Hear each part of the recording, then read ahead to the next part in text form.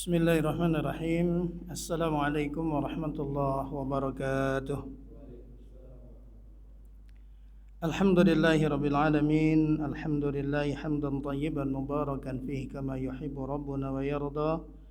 Asyhadu an la ilaha illallah wahdahu la syarika lah wa asyhadu anna Muhammadan abduhu wa rasuluh la nabiyya ba'dah. Allahumma salli wa sallim wa barik ala nabiyyina al-karim nabiyyina wa maulana Muhammadin sallallahu alaihi wasallam wa ala alihi wa ashabihi wa man tabi'ahum bi ihsanin ila yaumil qiyamah. Subhanaka la ilma lana illa ma 'allamtana innaka antal alimul hakim. Allahumma anfa'na bima 'allamtana wa 'allimna ma yanfa'una warzuqna ilman nafi'ah. Allahumma ighfir lana dhunubana wa liwalidina wa li asatidatina wa li masyayikhina wa li muallimina wa li mudarrisina wa li jami'il muslimina amin. Nah, Bapak Ibu saudaraku sekalian, jamaah Masjid Khairul Ummah yang semoga Allah Subhanahu wa taala senantiasa melimpahkan rahmat keberkahannya, hidayah taufiknya, pertolongan serta lindungannya kepada kita semuanya. Alhamdulillahirabbil alamin. Mari bersama di kesempatan yang mulia ini kembali kita memanjatkan pujian pengagungan kita kehadirat Allah Subhanahu wa taala.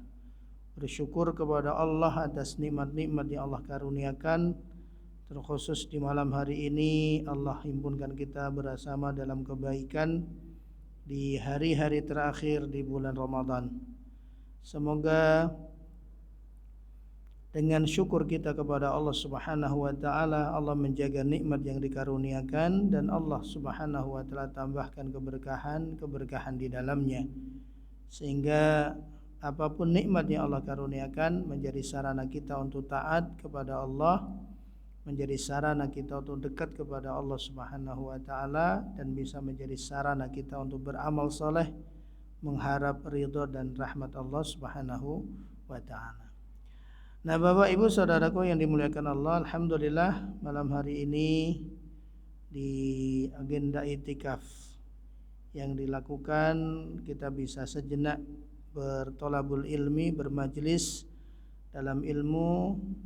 Tentu kita berharap kepada Allah semoga semua keutamaan yang Allah karuniakan, yang Allah janjikan untuk mereka yang hadir dalam majelis ilmu, Allah karuniakan kepada kita semuanya. Nah, di kesempatan ini insya Allah kita akan mengkaji bersama tentang satu hal sebagai upaya kita menjaga iman Islam kita, yaitu mengenali 7 jebakan musuh utama manusia yang terus berusaha untuk menjauhkan manusia dari iman, dari kalimat la ilaha illallah. Yaitu ada 7 jebakan dari musuh utama manusia, yaitu syaitan, di dalam upayanya untuk menjauhkan manusia dari keimanan. Nah, saudaraku yang dimuliakan Allah Subhanahu wa taala, sebagaimana kita pahami bersama bahwa kehidupan kita adalah rangkaian perjalanan. Sebelum Allah hadirkan di kehidupan dunia ini, 2 alam sudah kita lewati. Ada alam ruh, ada alam rahim. Kemudian kita masuk ke alam dunia. Dan di dunia ini pun juga tidak selamanya. Bahkan dunia ini adalah alam yang paling pendek dari alam-alam yang lain. Setelah di dunia ini, sampai batas waktu yang Allah tentukan, kita akan masuk ke dalam alam barzakh, alam penantian, pemisah antara alam dunia dan alam akhirat. Dan kita pun gak tahu berapa lama di alam barzakh atau alam kubur. Lalu akan memasuki alam akhirat untuk menentukan semuanya.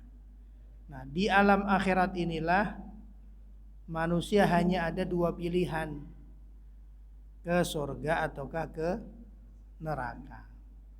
Tidak ada pilihan yang ketiga. Surga sebagai gambaran kenikmatan dan kesenangan yang abadi, neraka sebagai gambaran kesengsaraan yang abadi. Dan surga neraka ini ada dan ada penghuninya. Allah Subhanahu wa taala menciptakan surga dan neraka, dua-duanya ada. Karena ada berarti surga ada penghuninya, neraka juga ada penghuninya. Dari sini kita bisa pahami bahwa tidak semua manusia masuk surga. Tidak semua masuk surga karena ada neraka.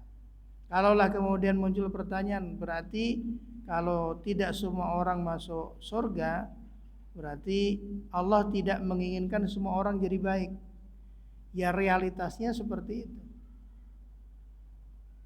Akan ada yang terus menjauhkan manusia dari surga, yaitu nafsu dan syaitan yang Allah ciptakan.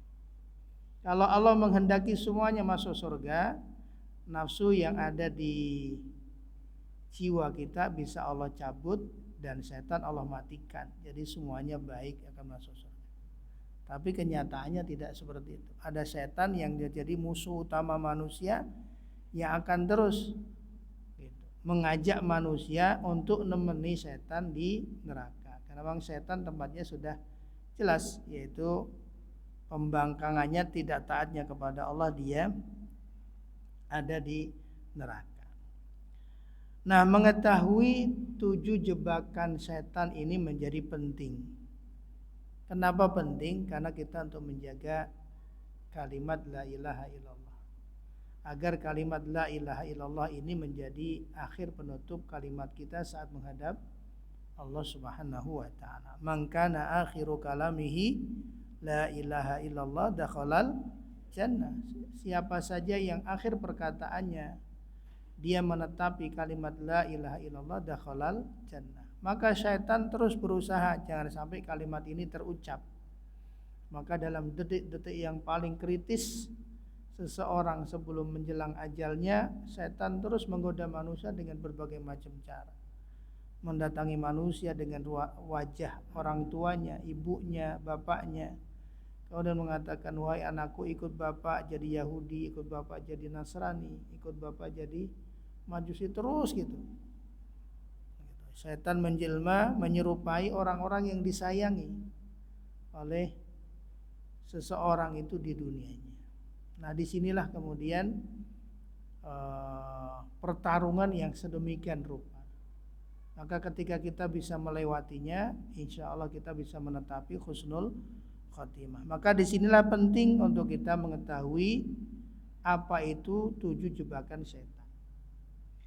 Nah, sebelum itu Allah Subhanahu wa taala di dalam kehidupan ini, kalau kita sederhanakan itu ada skenarionya gitu. Di ujung kehidupan dunia Allah sudah menetapkan ada surga dan neraka yang sudah siap menanti di ujung kehidupan kita. Setelah alam barzah sebagai bidayatul akhirah. Sebelum kita masuk ke surga atau ke neraka sudah ada nikmat kubur dan azab kubur. Ada fitnahnya di situ.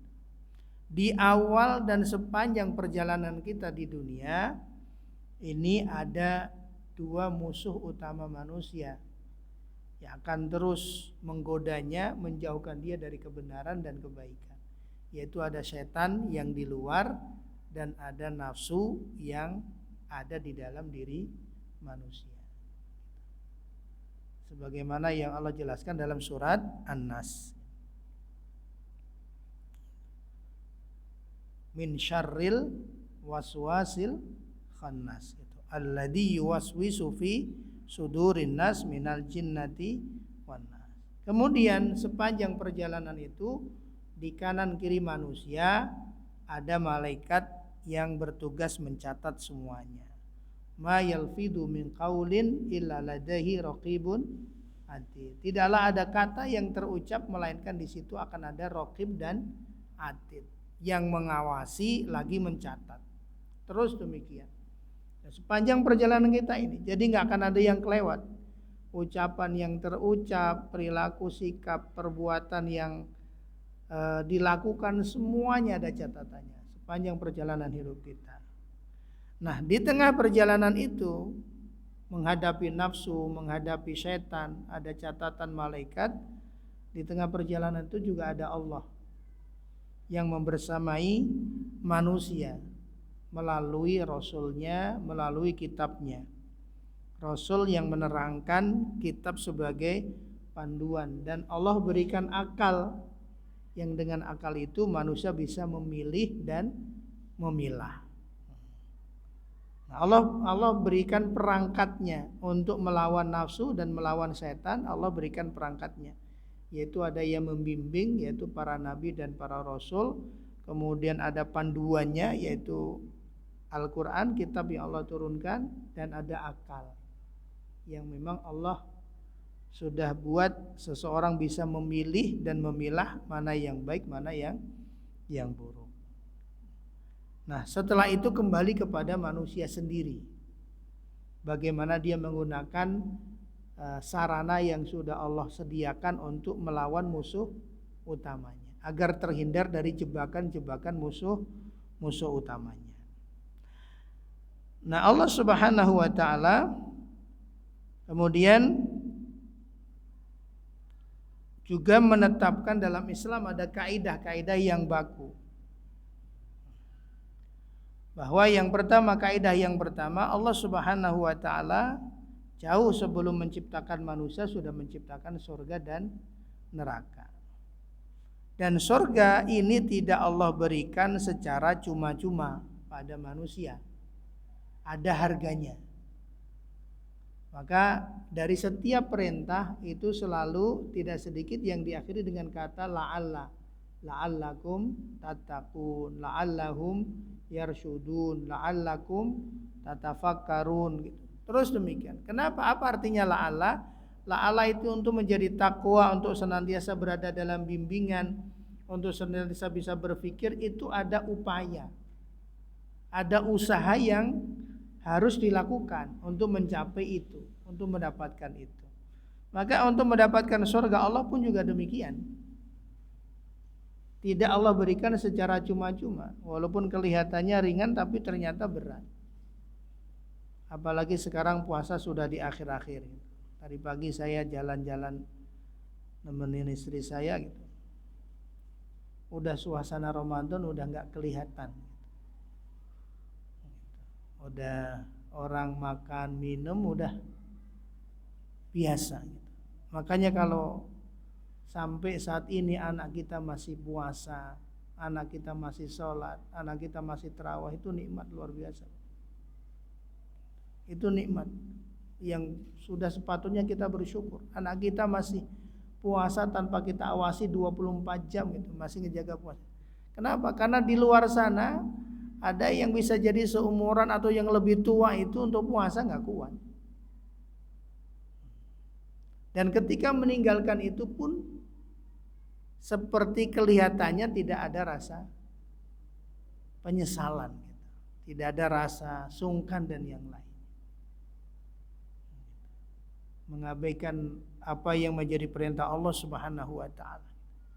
Maka kita bersyukur ketika anak-anak kita sekolah, kemudian sekolah masih memantau, membantu kita mengawasi, ada evaluasinya gitu kan. Ada evaluasi buat anak nanti gitu kan. Dan tidak mengapa upaya yang mereka lakukan itu nanti ketika mereka bisa tuntas kita kasih penghargaan gitu. Karena untuk bisa seperti itu ternyata nggak ringan. Godaannya banyak. Yang menggoda mereka bisa istiqomah itu banyak. Nah, ketika saya ngelihat gitu, orang ngambil minuman dari showcase gitu kan, kemudian saya keingetan gitu, keingetan anak gitu, ya Allah berarti ya benar itu nikmat Allah itu luar biasa besar. Itu anak-anak kita masih terjaga puasanya, kita ngingetin omongan kita masih didengerin. Itu nikmat bagi Allah Subhanahu wa taala. Ini bagi Allah Subhanahu wa taala. Karena apa? Untuk mendapatkan surga itu memang tidak Allah berikan secara cuma-cuma. Lalu keimanan Allah Subhanahu wa taala itu ciptakan di dalam hati. Iman itu tempatnya di hati, enggak kelihatan. Dan sifat hati itu berubah-ubah, bolak-balik. Iman sudah enggak kelihatan, sifat hati berubah-ubah. Dan hati enggak dikuasa kita. Allah yang menguasai. Maka kita terus meminta kepada Allah, ya muqallibal qulub, sabit qalbi ala dinik. Ya Allah yang membolak-balikan hati, kokohkan hati ini di atas agamamu. Kokohkan hati ini dalam taat kepadamu. Rabbana la tuzigh qulubana ba'da idh hadaitana wa hab lana min ladunka rahmah innaka antal wahhab. Kita minta terus kepada Allah karena memang keimanan sedemikian tersembunyinya. Kemudian aturan-aturan agama yang ada itu tidak menghilangkan kekuatan jahat dalam hati manusia. Akan terus ada. Selama manusia hidup ada nafsu yang terus mengajak kepada tidak baik. Kadang dia menguat, kadang dia melemah. Iman kita menguat, dia melemah. Iman kita melemah, dia menguat. Akan terus ada terus seperti itu. Hanya meminimalkan pengaruhnya. Karena itu ketika seseorang kemudian jatuh kepada kelalaian, jatuh kepada dosa, itu hal yang manusiawi. Karena memang demikian. Ada orang yang dalam pandangan kita baik gitu, soleh gitu, kemudian tiba-tiba jatuh kepada kesalahan seakan-akan gak boleh salah, padahal masih manusia. Kemudian kita lupa semua kebaikannya. Padahal manusia bisa salah. Kullu bani Adam khata'un, setiap manusia itu pasti bersalah. Dan yang terbaik yang mau kemudian taubat kepada Allah. Selama kemudian mereka mau bertaubat, dia mau kembali lagi kepada Allah Subhanahu wa taala, itulah yang terbaik. Kan seringnya demikian, Pak. Hukuman sosial kan sering gitu. Orang selama ini dikenal baik, kemudian karena kelalaiannya, dia juga masih manusia, kemudian melakukan kesalahan. Semua itu kebaikannya kemudian tertutup. Beberapa kali ada ketemu demikian gitu. Itu di jamaah pengajian atau jamaah masjid, orangnya baik gitu. Rajin gitu. Cuma karena kekhilafannya gitu. Salah gitu. Kemudian seakan-akan menutup semua kebaikan. Nah, semoga kita tidak demikian. Selama kemudian dia ada niatan mau bertaubat kepada Allah Subhanahu wa taala, maka Allah sediakan itu pintu taubat. Kenapa pintu taubat ini? Karena orang jatuh kepada kesalahan itu keniscayaan. Yang bukan manusiawi itu ketika salah nggak mau taubat. Udah salah nggak mau ngaku salah. Udah salah ngerasanya benar, nah itu baru nggak manusiawi. Tapi ketika dia melakukan kesalahan, kemudian ada penyesalan, ada niatan ingin memperbaiki diri, Allah buka terus pintu taubatnya. Selama dia mau kembali. Kemudian dia mengucapkan, Rabbighfirli, ya Allah ampuni aku. Kemudian Allah akan menjawab, hambaku tahu, gitu, dia punya Tuhan dan hanya Tuhannya yang bisa mengampuni. Allah kasih ampunan. Sehingga dalam satu hadis qudsi Allah sampaikan kepada wa ya ibadi wahai hamba-hambaku, seandainya engkau mendatangi aku sepenuh bumi dosa, lalu kamu datang dalam keadaan beriman, tidak menyekutukan aku dengan satu apapun, maka aku akan datangkan sepenuh bumi dan langit ampunan. Itu rahmat Allah Subhanahu wa taala. Allah enggak pernah kemudian ngungkit-ngungkit masa lalu hambanya. Tapi kita sekarang, manusia sekarang kan gitu, Pak ya. Begitu enggak seneng orang itu semua diungkit. Kalau sekarang bahasanya Pak, dicari jejak digitalnya gitu, dicari semua jejak ini, mana kekurangannya, mana ini kekurangan aibnya apa gitu. Nah manusia demikian. Tapi Allah Subhanahu wa taala enggak. Selama hambanya mau mendekat kemudian merendahkan dirinya, minta ampunan kepada Allah, Allah ampuni tanpa melihat bagaimana masa lalunya. Nah ini Bapak Ibu saudaraku yang dimuliakan Allah Subhanahu wa taala. Nah, bagaimana upaya syaitan menjebak manusia, menjauhkan dari kebenaran dan menjauhkan dari kalimat la ilaha illallah. Allah sampaikan inna syaitana lakum aduwan fattakhiduhu aduwa. Sesungguhnya syaitan itu untuk kalian adalah sebagai musuh, maka jadikanlah musuh. Fattakhidu aduwa, jangan jadikan syaitan sebagai teman, memang dia musuh manusia. Janjinya manis gitu, rayuannya manis, tapi nanti akan menyengsarakan, akan menghinakan. Innama yad'u hizbahu liyakunu min ashabis sa'ir. Dengan semua rayuan setan gitu, dengan semua tipu daya setan, ujungnya setan akan mengajak kelompoknya yang terperdaya oleh setan agar menjadi penghuni neraka sa'ir. Ujungnya itu. Dan memang sudah demikian gitu. Enggak ada setan baik, itu enggak ada. Berteman dengan setan gitu, terus jadi baik, enggak ada. Memang setan cetakannya sedemikian, ingkar, kemudian membangkang kepada Allah Subhanahu wa taala, dan sudah dicetak oleh Allah tempatnya di neraka. Walaupun nanti ketika manusia membela diri gitu, karena dia terperdaya oleh setan, setan akan ngomong di hadapan Allah Subhanahu wa taala saat hisab. Setan akan mengatakan, dulu kan sudah saya sampaikan, yang punya janji benar itu Allah. Innallaha qad wa'adakum wa'adal haq. Sesungguhnya Allah telah memberikan janji, kemudian janji Allah itu benar. Ada surga dan neraka yang baik, Allah akan balas. Saya yang janjinya enggak benar.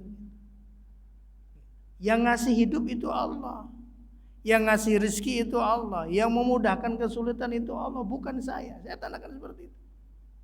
Kenapa minta saya rezeki? Yang punya rezeki itu Allah. Yang menjanjikan keselamatan itu Allah. Sedang apa yang aku janjikan itu hanya untuk tipu-tipu saja, biar aku enggak sendirian saat di neraka. Kata setan. Kalau sekarang kalian menyalahkan, ya jangan salahkan saya, salahkan diri sendiri. Lah, dijanjikan oleh yang benar-benar punya janji nggak mau dengar, dikasih janji palsu malah ngikutin. Setan nanti seperti itu pembelaan dirinya di hadapan Allah Subhanahu wa taala. Maka jebakan yang pertama, jeratan yang pertama yang disampaikan oleh Imam Ibnu Qayyim rahimahullah, yang akan dilakukan setan dan sekutunya untuk menjauhkan seorang dari kalimat tauhid, yaitu mengajak manusia menjadi syirik dan kufur. Itu jebakan pertama. Kalau bahasa sederhananya, pokoknya tidak mukmin, tidak muslim. Gimana caranya manusia ini tidak menyembah Allah Subhanahu wa taala, tidak menjadikan Allah sebagai satu-satunya yang diibadahi, tidak menjadikan Allah sebagai satu-satunya yang bisa menyelesaikan semua persoalan. Makanya dalam Al-Quran tidak ada tema secara khusus yang membahas tentang adanya Allah, karena adanya Allah itu diterima oleh semuanya. Itu orang-orang kafir itu kalau ditanya siapa yang menciptakan langit dan bumi, ya Allah. Siapa yang menurunkan hujan, ya Allah. Karena nggak ada selain Allah yang bisa melakukan itu. Tapi kenapa mereka tetap kufur, tetap dacur kepada kekufuran? Karena alasannya dua tadi. Tidak menjadikan Allah sebagai satu-satunya yang diibadahi. Dia membuat tandingan untuk Allah. Maka dibuatlah berhala, patung, dan yang lainnya. Nah, setan menjebak ini. Kalau kita hitung sekarang berapa jumlah penduduk bumi sekarang? Satu sensus mengatakan 7 miliar. Yang muslim berapa? Yang muslim sekitar 1,7. Berarti mayoritasnya bukan muslim. Sudah kena jebakan yang satu. Kalau udah dijebak dengan jebakan yang satu, udah terjerat, ya setan tinggal ngejagain. Nah, yang selamat itu yang muslim gitu. Tapi terkadang dalam prakteknya yang muslim ini pun terkadang masih ada yang tertarik untuk menjadi pengikut setan. Sudah dikasih nikmat iman, nikmat Islam tuh kadang masih tertarik untuk jadi pengikut Ini pemilihan Allah Subhanahu wa taala. Ini jebakan yang pertama. Kalau masih ada manusia yang selamat dari jebakan pertama, digoda dengan kekufuran, digoda dengan kesyirikan, dia enggak mempan. Dia selamat. Dia menjaga imannya, kemurnian imannya. Maka akan setan menyiapkan jeratan yang kedua. Jeratan yang kedua yaitu syaitan mengajak kepada bid'ah. Maka kalau kita dengar kata bid'ah jangan a priori, jangan tutup telinga, karena bid'ah itu ya memang ada dalam hadis Nabi.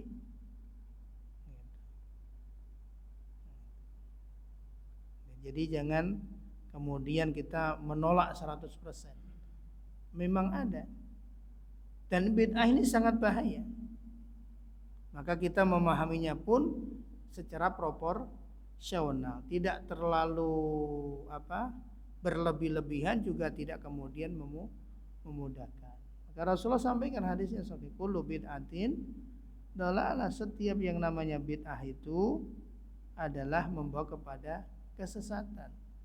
Dan ketika orang enggak sadar dengan kesesatannya, ujungnya dia akan ke neraka. Nah, bid'ah itu apa? Ketika seseorang melaksanakan ibadahnya kepada Allah tidak dilandasi ilmu. Kita beriman tanpa ilmu, kita beribadah tanpa ilmu, itu menjatuhkan kita kepada bid'ah. Maka kalimat la ilaha illallah di Al-Quran itu diawali dengan kata ilmu. Fa'lam annahu la ilaha illallah. Fa'lam, maka ilmuilah, berilmulah bahwa sesungguhnya tidak ada Tuhan yang hak diibadahi kecuali Allah Subhanahu wa taala. Ini bahayanya beragama tanpa dilandasi ilmu, beribadah tanpa dilandasi ilmu. Yang terjadi apa? Ketika orang ibadah tanpa ilmu, ketika orang beragama tanpa ilmu, yang terjadi apa? Dia akan menambah apa yang tidak perlu ditambah, dia akan mengurangi yang seharusnya tidak boleh dikurangi. Sehingga di dalam beragamanya, beribadah itu sesuai dengan selera dan keinginannya. Itu beda. Sehingga ketika dikasih tahu yang benernya kagak mau dengar. Itu bahayanya. Maka Nabi menjelaskan demikian, karena potensinya itu bid'ah itu akan merusak amal, bahkan bisa merusak agama.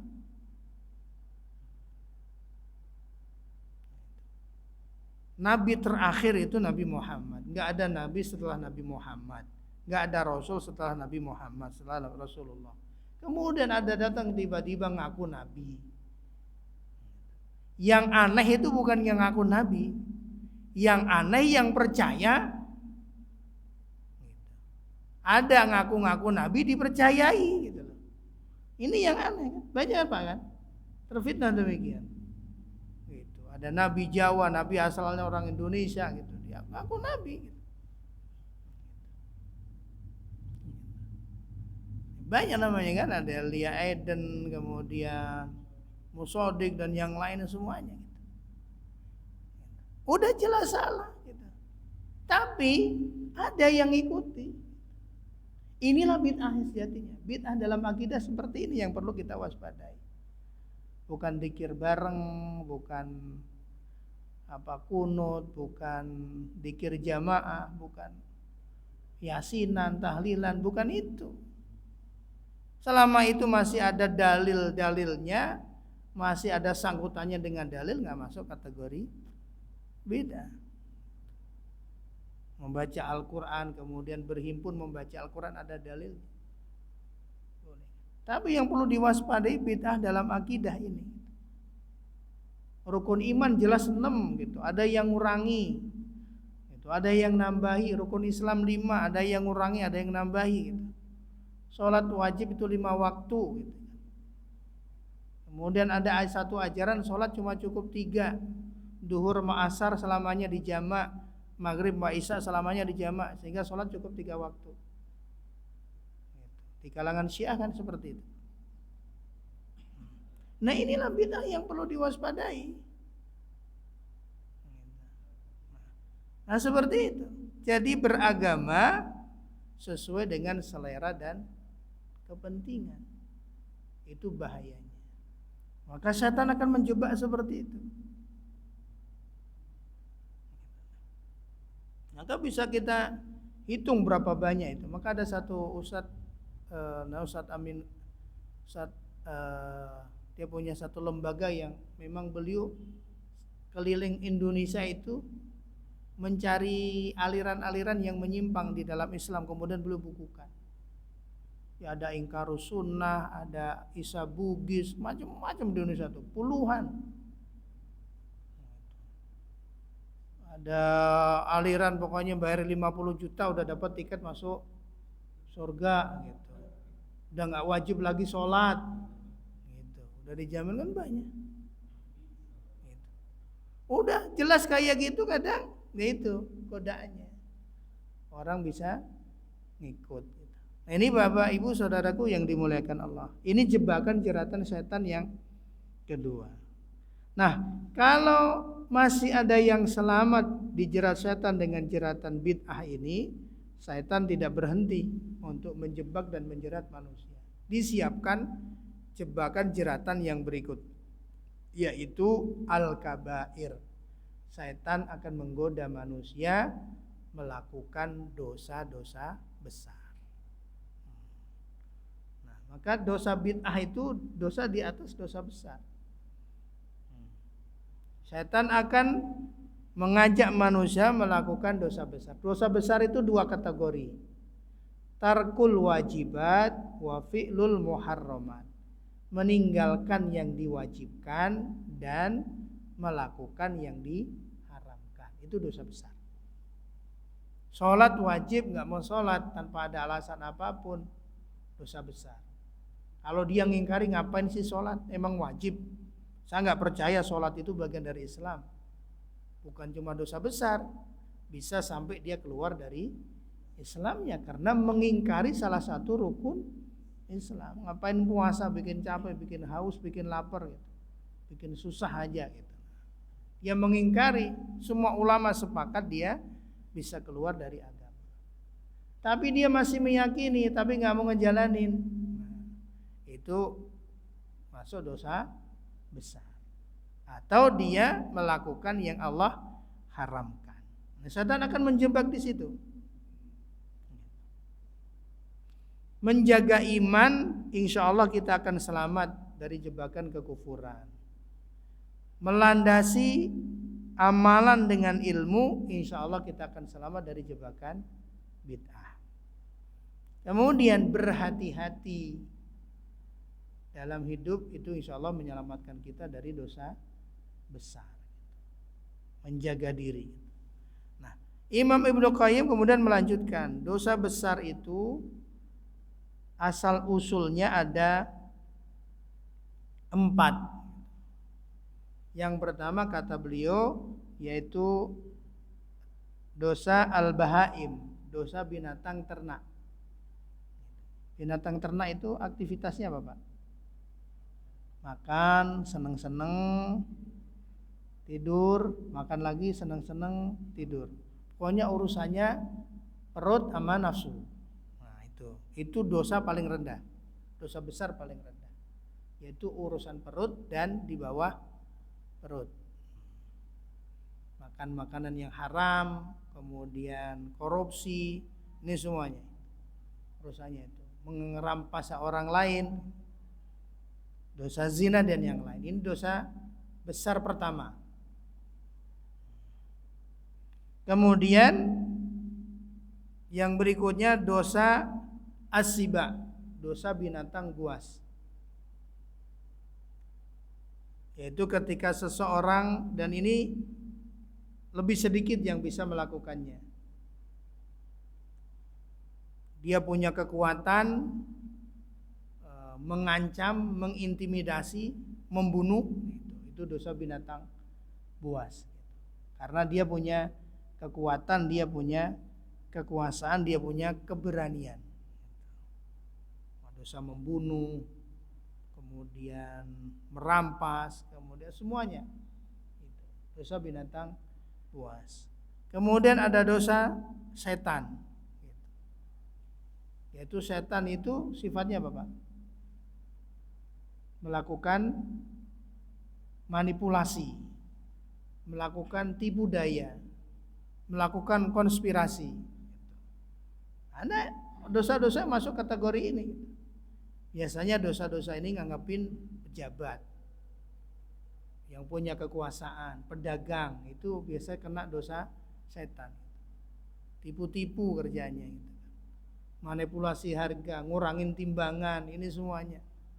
Penimbunan barang gitu, semua gitu. Sekarang gitu kan susah apa? Minyak goreng gitu. Dijual kemana itu semua itu. Dan yang terakhir itu kata Imam Ibnu Qayyim, dosa kekuasaan. Ketika seseorang senang memperhamba manusia dan senang ketika dia dipertuhankan. Kalau di film mafia itu Godfather, nah, itu udah nggak kesentuh itu, udah gitu, udah seperti itu. Nah, ini asal usul dosa besar. Setan akan menjebak itu dengan dosa besar dari yang paling rendah, berani makan yang haram, berani berzina, sehingga digambarkan oleh setan dengan gambaran yang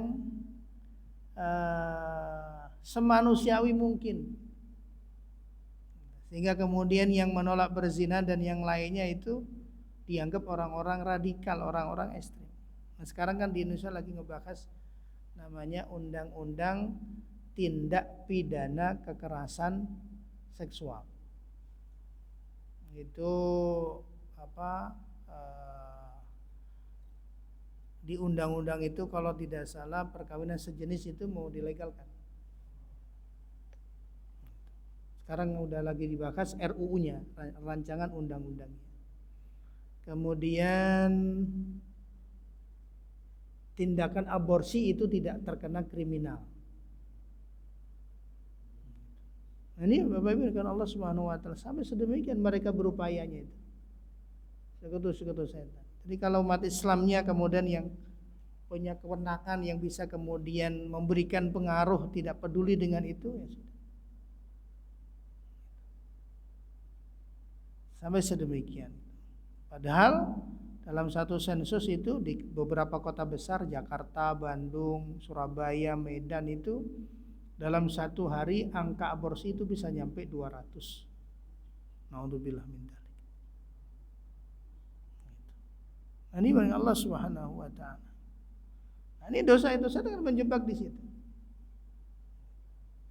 Nah, kita berlindung kepada Allah dari jebakan ini.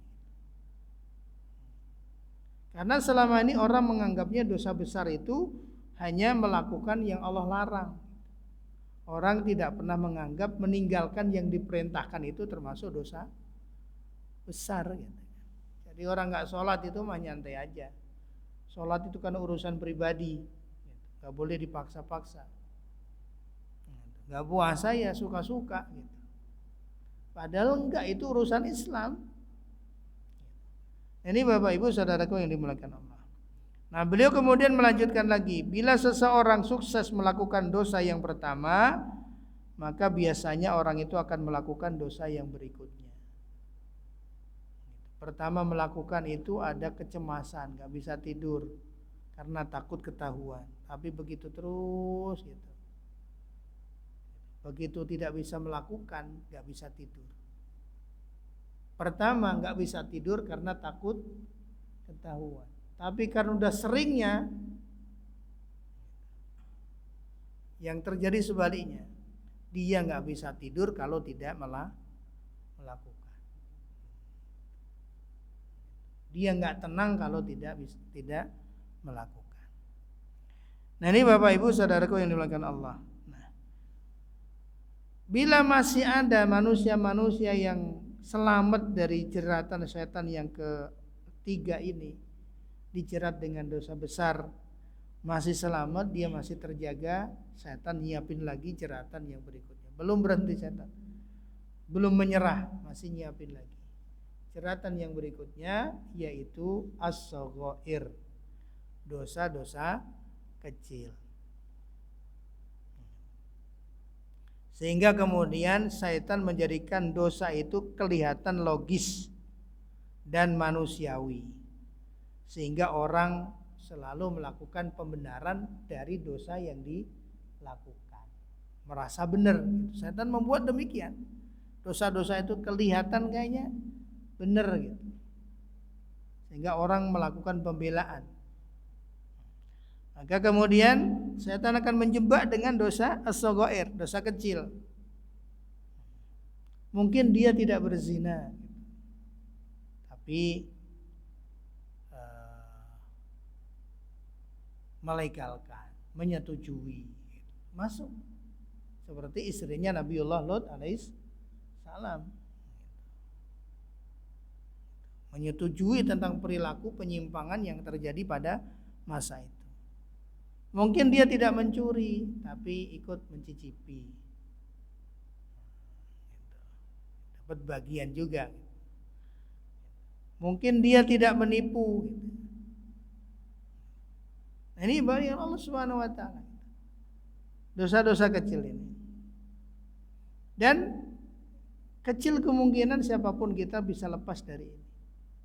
Maka Allah Subhanahu wa taala sediakan kita mekanisme pembersihan dari dosa kecil.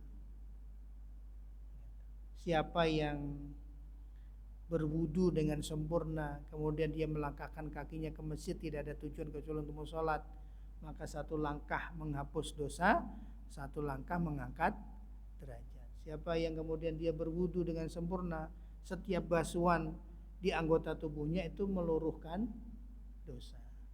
As-salatu al-khamas wal jum'atu ilal jum'ah wa ramadan ila ramadan mukaffiratun lima bainahunna idza jutunibatil kabair. Salat 5 waktu, subuh ke duhur, duhur ke asar, asar ke maghrib, maghrib ke isya, isya ke subuh lagi, Jumat satu ke Jumat berikutnya, Ramadan satu ke Ramadan berikutnya, itu mengcover semua. Menghapus dosa-dosa kecil dan menghapus dosa selama orang itu menjauhi dosa besar dalam kurun waktu itu. Jadi Allah berikan demikian. Kenapa ini memberikan gambaran memang kecil kemungkinan kita bisa selamat dari yang namanya dosa kecil.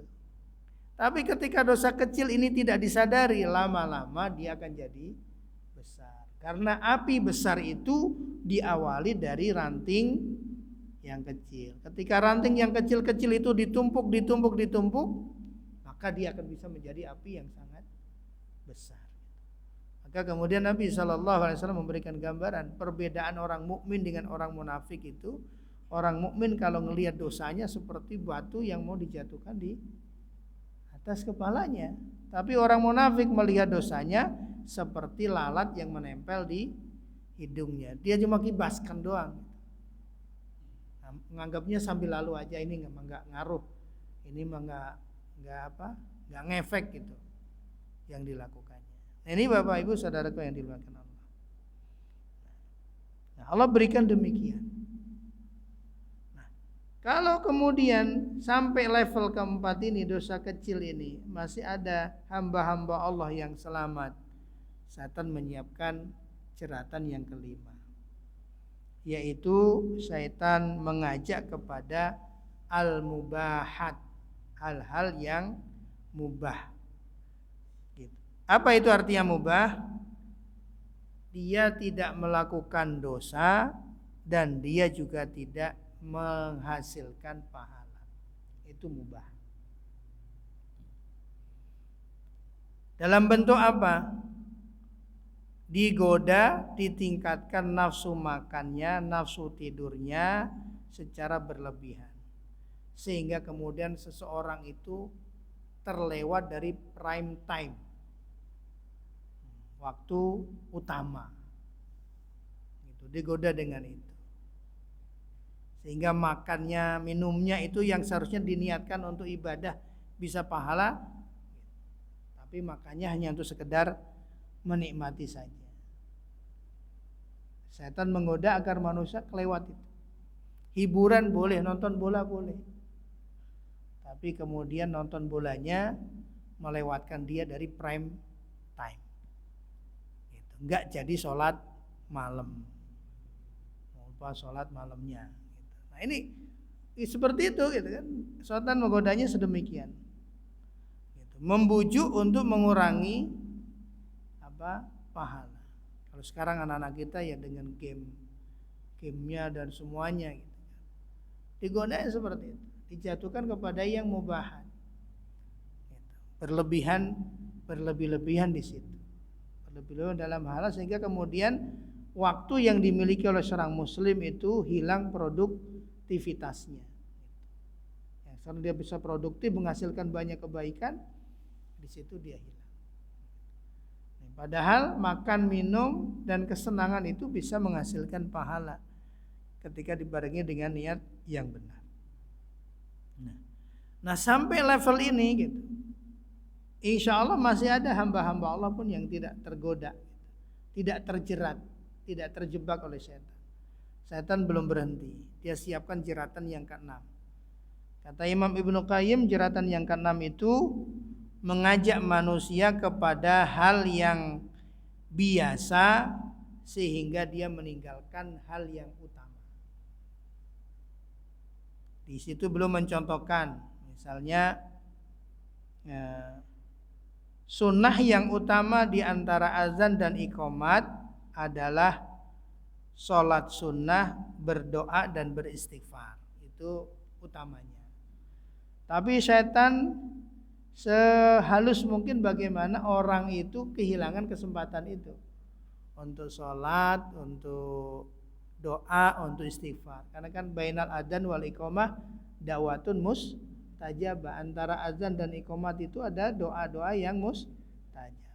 Setan nggak akan membiarkan itu peluang diambil oleh manusia, oleh seorang mukmin, digoda dengan ngobrol, dengan ini semuanya. Akhirnya hilang kesempatan.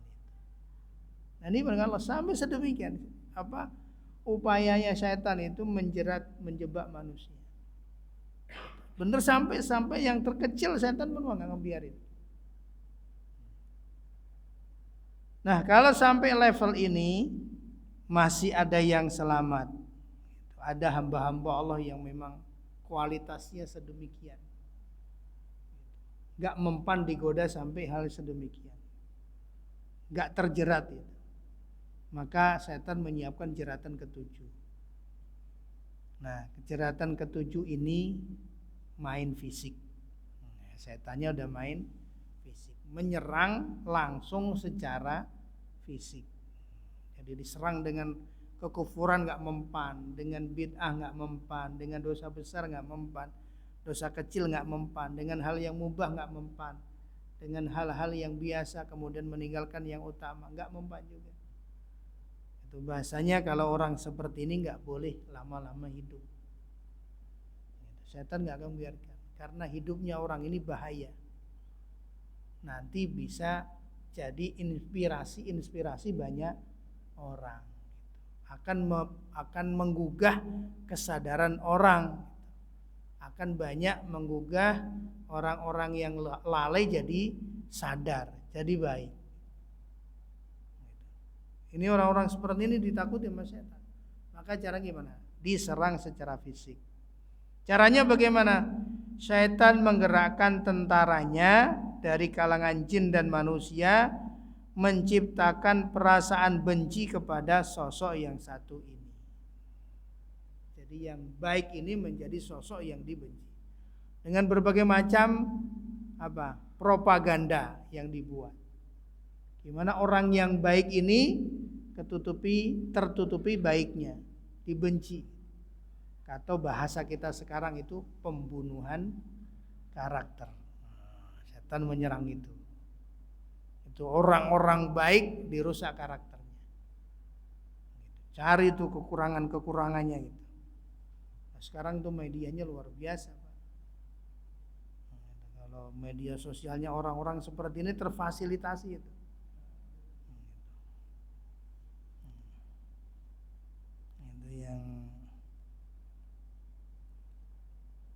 Ya satu kelompoknya yang pakai abu-abu itu yang agak gitu kan. Terus gitu kan menyampaikan corongnya untuk merusak orang-orang yang baik. Dituduh dengan radikal, dengan ekstrim, dengan fundamental dengan teroris terus semua gitu. Orang rajin ibadah diwaspadai, orang rajin ke masjid diwaspadai gitu kan. Semua.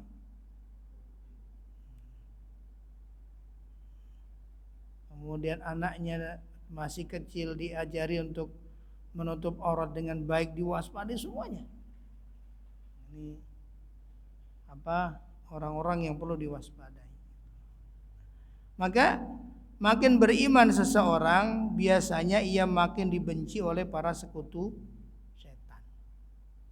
Jadi semakin gitu. Bukan karena jelek, tapi karena memang baiknya. Maka kalau ada orang baik dibenci,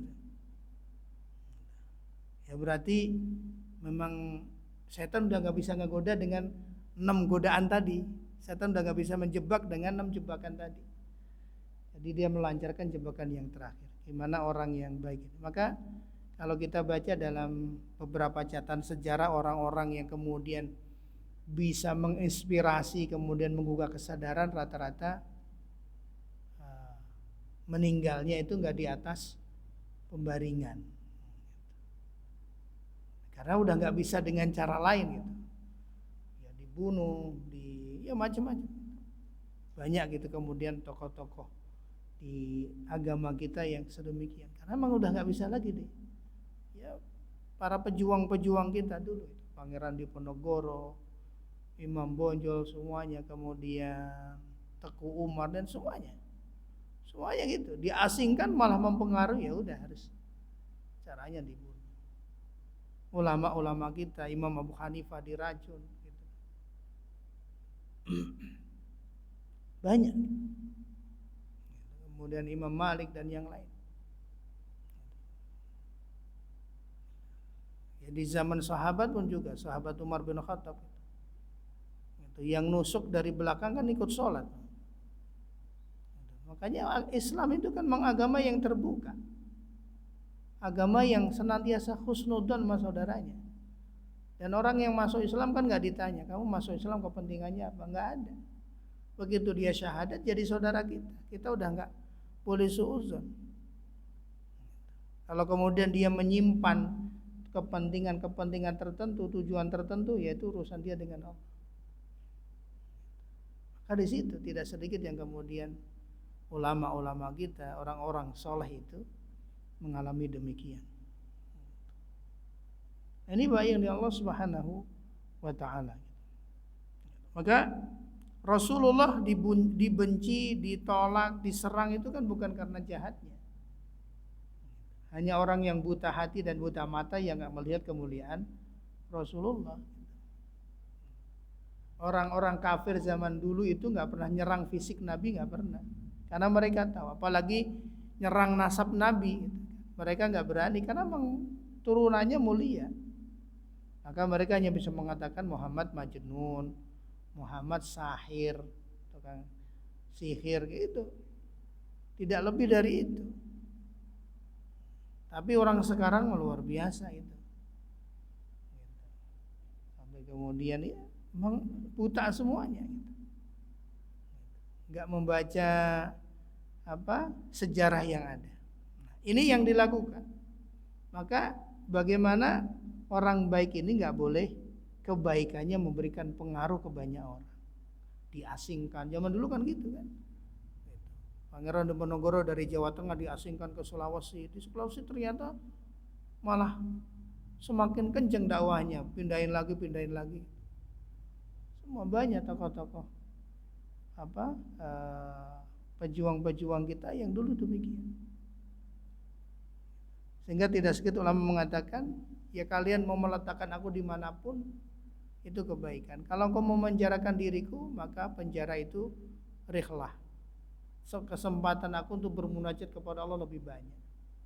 Kalau engkau ingin membunuhku, ya aku terbunuh di jalan Allah Subhanahu wa ta'ala.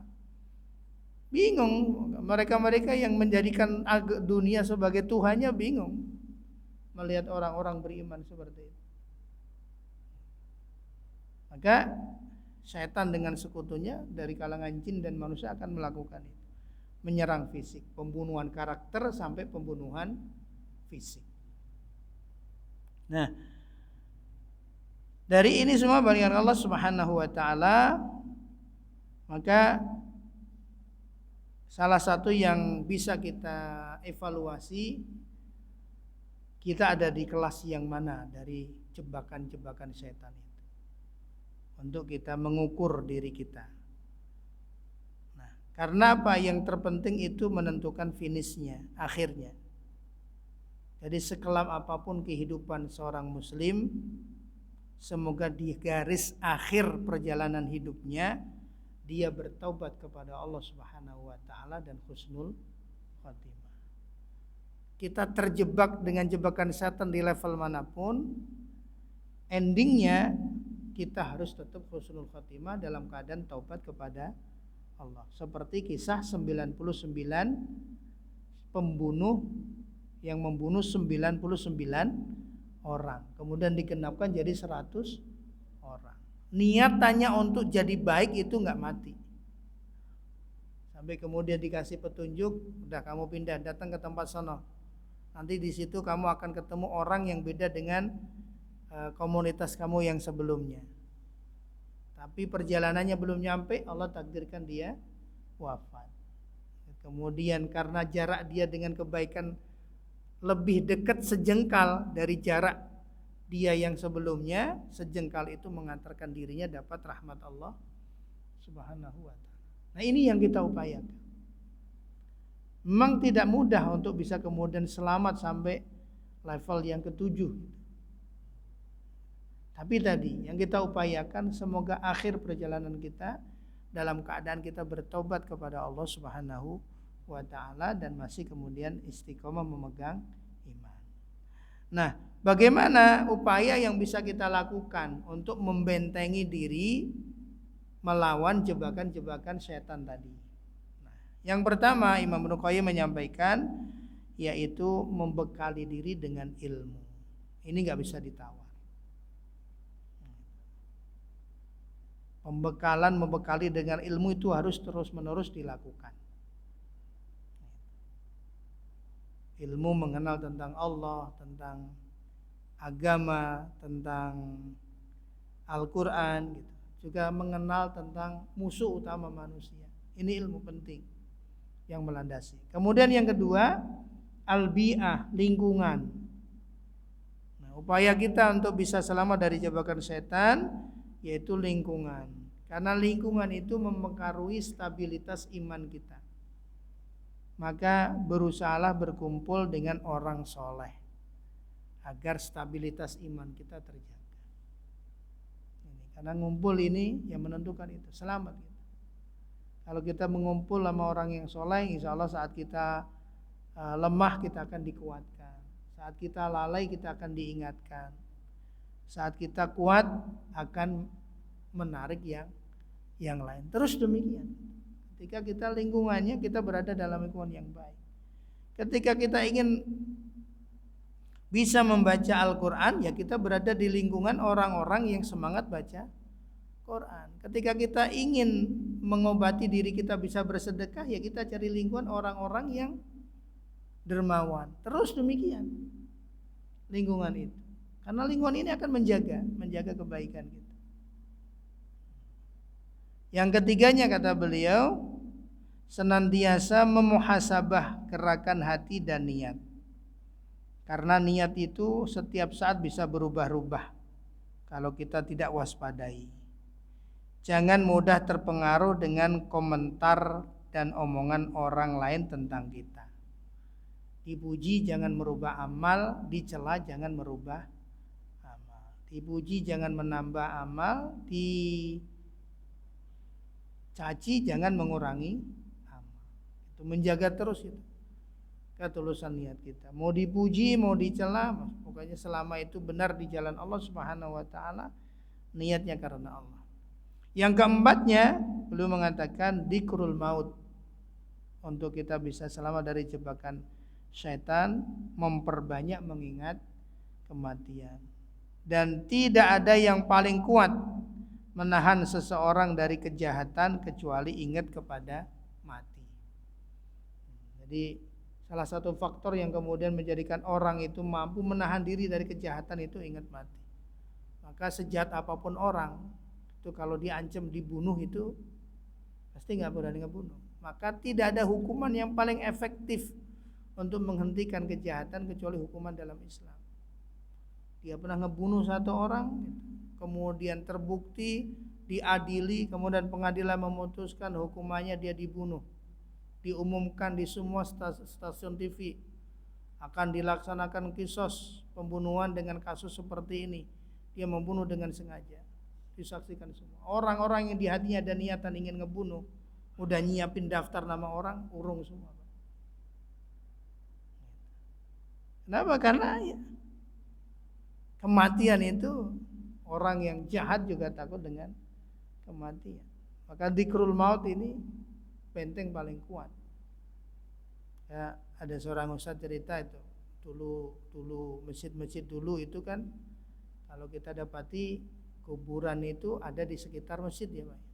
Kalau bangunan-bangunan masjid zaman dulu ya itu untuk dzikrul maut gitu. Jadi orang datang ke masjid ingat kuburan, ntar itu dulu ustaz saya ngajari saya ngaji udah meninggal, itu dulu teman saya gitu yang ke masjid bareng gitu. Jadi masuk masjid keluar masjid yang dilihat kuburan. Jadi dzikrul mautnya benar berasa. Sekarang kuburan mah jauh kita Pak ya. Mau dzikrul maut gitu harus ke SMA 9 gitu atau ke Pedurenan.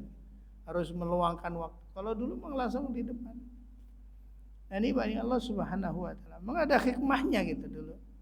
Gitu. Kenapa masjidnya kemudian ada pekarangannya yang dibuat kuburan enggak jauh dari itu. Karena ya tadi untuk mengingatkan sehingga benar-benar ketika ibadah kepada Allah itu terasa ketika melaksanakan ibadah. Yang berikutnya, yang kelima, yaitu mengenali titik kelemahan kita ada di mana. Dari jebakan setan itu. Kenali. Kalau titik lemah kita kepada kata Imam Ibnu Qayyim gitu, kenali titik lemah itu. Di mana setan akan menjebak kita dari pintu yang mana. Kalau titik lemah kita di harta, mintalah harta secukupnya. Kalau kita titik lemahnya ada di kekuasaan gitu, jangan pernah minta untuk diberikan amanah. Seperti sahabat Abu Dzar ketika datang kepada Nabi mengatakan istamilni ya Rasulullah. Ya Rasulullah, kenapa engkau enggak angkat aku seperti yang lain? Bilal kau jadikan gubernur, ini kau jadikan, kau saya belum ya Rasulullah. Kata Nabi, kamu enggak bakal bisa. Kamu ngurus anak yatim 2 aja enggak bisa, gimana ngurus rakyat yang sekian banyak. Dan ini bagi Allah Subhanahu wa taala. Ketika titik lemah kita kepada lawan jenis jangan pernah sendirian. Pasti kejebak. Nah, ini mengenali itu penting gitu, agar kita tahu gitu kan, titik lemah kita apa. Kemudian yang keenamnya memohon perlindungan kepada Allah Subhanahu wa taala. Berdoa kepada Allah. Karena doa ini adalah inti ibadah. Doa ini benteng sekaligus senjata bagi orang mukmin. Dan doa ini adalah bentuk gambaran kelemahan dan hajatnya kita kepada Allah Subhanahu wa taala. Nah, ini Bapak Ibu, saudaraku yang dimuliakan Allah Subhanahu wa taala, apa yang bisa kita kaji bersama di kesempatan malam hari ini yaitu mengenal 7 jebakan atau jeratan setan yang akan menggelincirkan manusia sampai manusia lepas dari kalimat la ilaha illallah gitu, sampai sedemikian.